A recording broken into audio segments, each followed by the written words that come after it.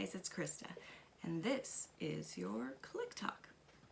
I want to talk about something today that doesn't get a whole lot of attention in the digital marketing arena. It's something that you hear the words tossed around kind of interchangeably, but if you really step back and think about it, they're not the same, and they have individual purposes. So what I want to talk about today is copy versus messaging. What's the difference, and how knowing the difference and then getting them to fit together and work together cohesively is going to create a really solid foundation for all the content that you put out there. So first, let me ask you something. Have you ever come across a piece of content from an influencer or someone you follow and it just didn't sit right? It didn't seem to go with the other things that they usually talk about. It just kind of was off. It was struck a chord. It was kind of like the squeaky clarinet in the orchestra, right? And you just thought, oh, that just seems out of place. That is a disconnect between the messaging and the copy. So whenever you see that, you're recognizing the difference between the messaging and the copy, and that's when you can tell things are not matching up. So let's just talk a little bit about what messaging is, what copy is, and how they can work together to create really solid content. So messaging is any type of communication you put out there about your brand. It can be written, it can be your speech, it can be video, it can be right down to the colors and the body language and the facial expressions that you use when you are putting out content. So every communication that tells about you and your brand, what you're all about, what you stand for, anything that conveys the overall feel and function of your brand and your business, that's messaging. Now, copy is a little bit different. Copy is part of your messaging, but it's just a single piece that performs a specific function. So I like to think of copy as physical words with a target. Copy has one goal and serves one purpose, and a message can contain so many different pieces of copy, but they should all match up under the umbrella of a message. So I'm probably going to be doing this a lot during this Clique Talk, because message, umbrella, copy, spokes of the umbrella, right? So if you get sick of seeing me doing that, sorry, that's my illustration. So let's think a little bit about why this is important for your copy to line up under your umbrella. Because understanding how messaging and copy work together, it's the key to really resonating with what your audience wants and needs. And it's the key to helping you get better results, because when you're consistently putting out copy that has your overall messaging in it, it's solid, it's engaging, it's connective, and it really makes a difference for your audience. They see you in the same way every time you're out there. You're continually building trust and connection and authenticity with your audience, which is so important. So understanding the differences and then learning how they work together well is going to be foundational for anyone who has an offer, whether it's a service or a product or a membership. So it's really useful for anyone, no matter what industry they're in. So let me give you an example, and maybe this will help. It's kind of a visual example, which I really enjoy. This is a drink. So what's involved in this concept, this drink concept? We've got, well, the water, we've got the cup, the whole thing, and what I do with it. That's the drink. This is my parallel to message. The whole thing. Everything, the container, and what you do with it. Consider this your message. Now, copy would be one piece of it. So maybe the glass or the water inside. You could do something else with each of the elements of this, but it's only when you put it all together and use it for its intended purpose that it really shines. So I could take this water and pour it out on my desk, and it would no longer be a drink. It would just be water or a puddle. So if you have copy that's floating around with no purpose and no that doesn't go with everything else, you're spilling puddles. You're not filling up your cup and drinking.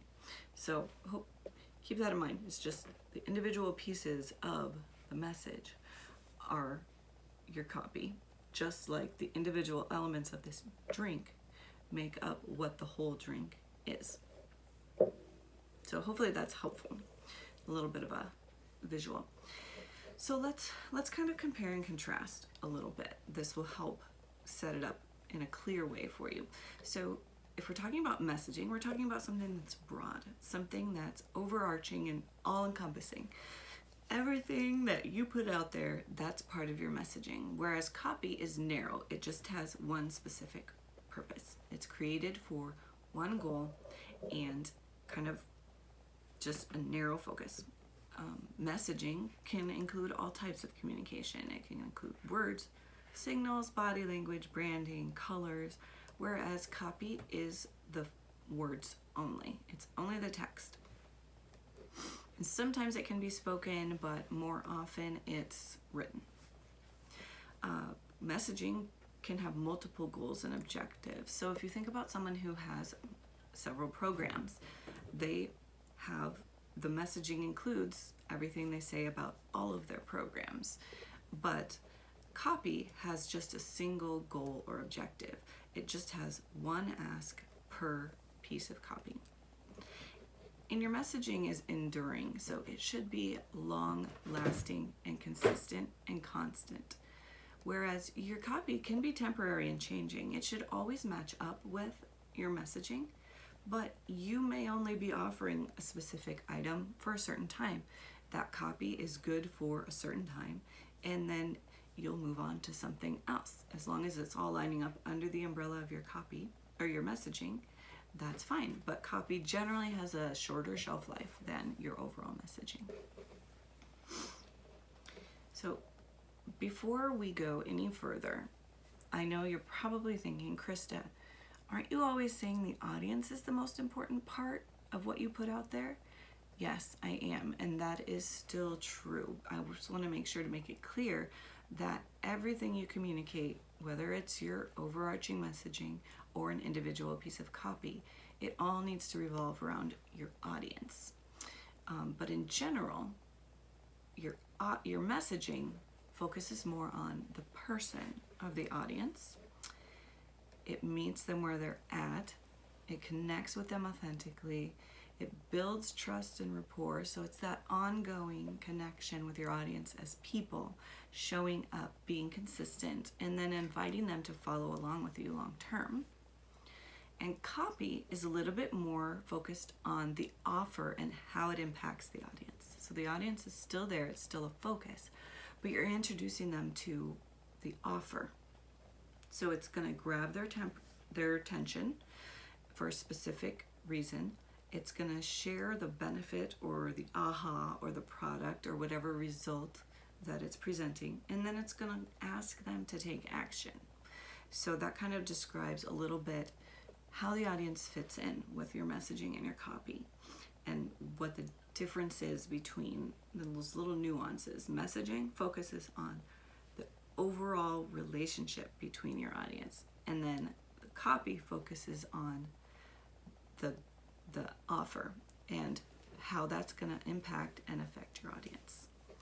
So in order to have an effective, profitable campaign, your messaging and copy, they always go together. Always. You can't have one without the other. You can't just throw something out there that doesn't fit. I mean, we talked about the squeaky clarinet in the orchestra, right? That's kind of what happens when you see people throwing out random pieces of content that just don't go together.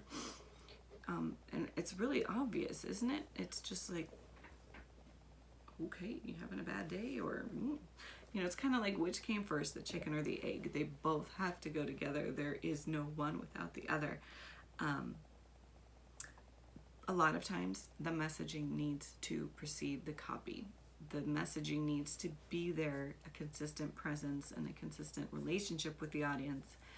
before the copy can be effective. But sometimes it's the copy. Sometimes if you're new, or if you're putting out a new offer that's attracting a new audience, sometimes the first thing they're going to see is the copy. So that's why it's so important that they work together, because one leads into the other no matter which direction you're coming from.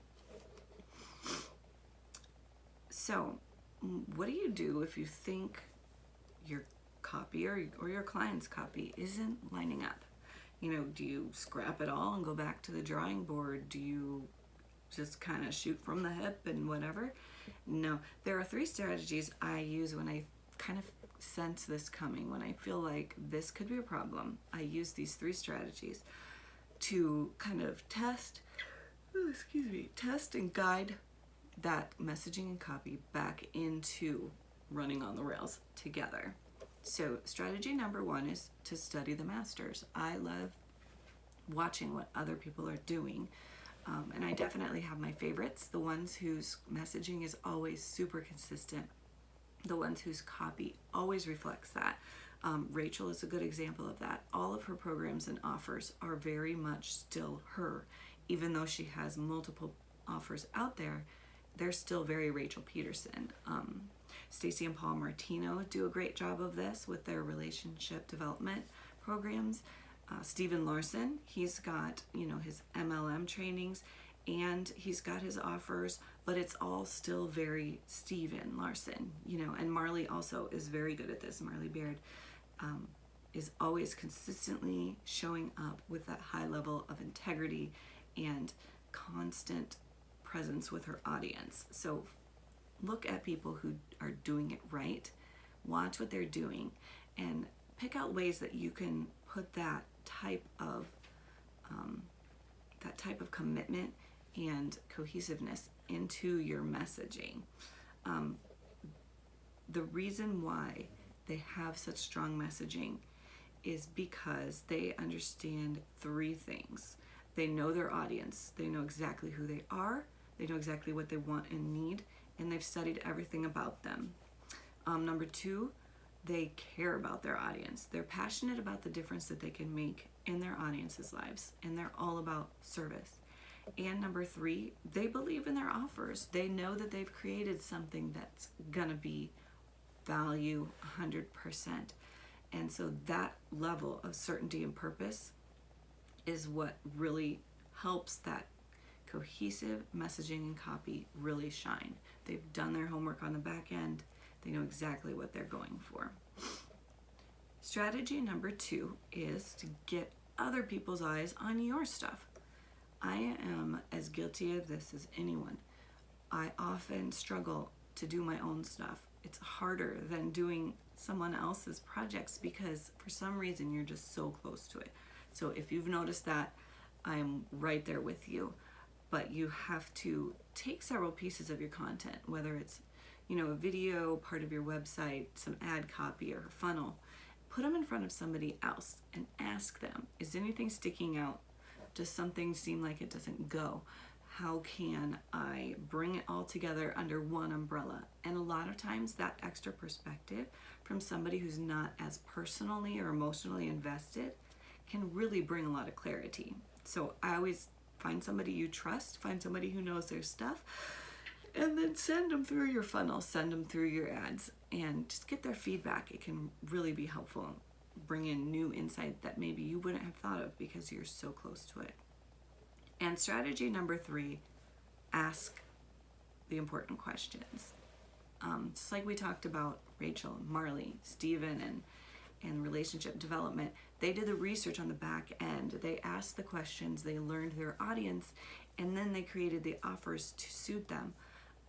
When I start working with a new client, I run them through a list of questions, like as long as my arm. By the time we're done, I almost know what they had for breakfast, how many hours they slept last night, and where they went to high school, and the name of their first pet. I mean, it's insane how many questions I ask.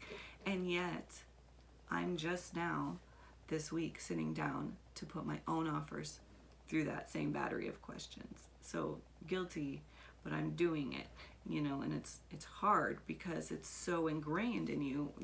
Your offer is part of you. but ask yourself the same types of questions you ask your clients when you onboard them.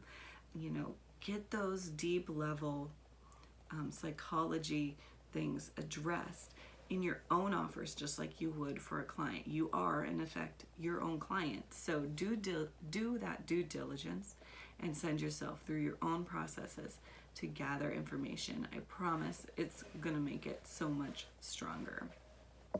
It's worth it. You'll have tight, consistent messaging, and that makes it memorable and trustworthy and much more of a deep impact for your audience. So I hope that's helpful to understand the difference between messaging and copy and how they can go together. So next time you see a random piece of content just floating around out there that just doesn't seem to go, now you'll know that it's because they have not filtered that piece of copy through their messaging. So use your messaging, your overall who you are, what you do, how you communicate, to filter each piece of copy through. If it's consistent, then it passes. If it's not consistent, back to the drawing board with that specific piece of copy. Thankfully, copy is short. Copy has a shelf life, so it's much easier to change copy than it is your overall messaging. So thanks, guys. I'm just, you know me, I love talking in front of the camera. So I hope that was helpful. If you have any questions, hit me up.